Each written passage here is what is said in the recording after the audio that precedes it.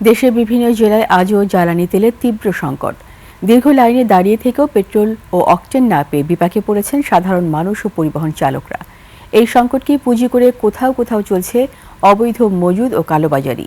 এই অবস্থায় জ্বালানি তেলের ডিপোগুলোতে মোতায়েন করা হয়েছে বিজিবি।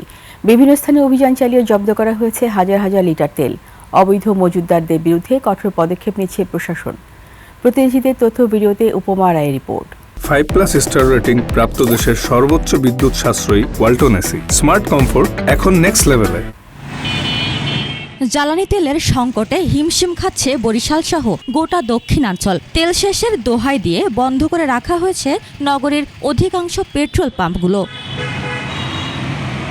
গাইবান্ধায় 200 টাকার বেশি তেল না পাওয়ায় ভোগান্তির শিকার হচ্ছে গ্রাহকরা। বেশি বিপাকে পড়েছে ঈদের ছুটি শেষে কর্মস্থলে ফেরা মানুষেরা। মাদারীপুরের কালকিনির ভুরঘাটা আবুল হাশেম ফিলিং স্টেশনে দেখা গেছে তেল নিতে আসা মানুষের দীর্ঘ লাইন।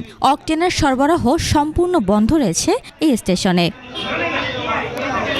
কুষ্টিয়ায় তেল সরবরাহকারী প্রতিষ্ঠানগুলোর অনিয়মিত সরবরাহের কারণে জেলার 38টি ফিলিং স্টেশনের বেশিরভাগেই তেলের সংকট দেখা দিয়েছে। আর নোয়াখালীতে পাম্প মালিকরা বলছেন চাহিদার তুলনায় কম সরবরাহের কারণে তারা তেল দিতে পারছে না।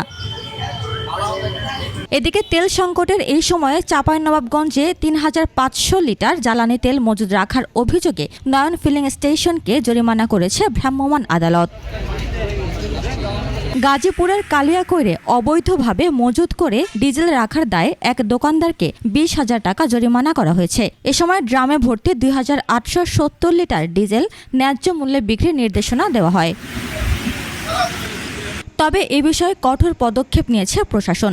সিলেট, মৌলভীবাজার ও শ্রীমঙ্গল সহ জেলার বিভিন্ন স্থানে তেলের ডিপোগুলোতে মোতায়েন করা হয়েছে বিজিবি। উপমা রায়, ডেস্ক রিপোর্ট, 21 টেলিভিশন।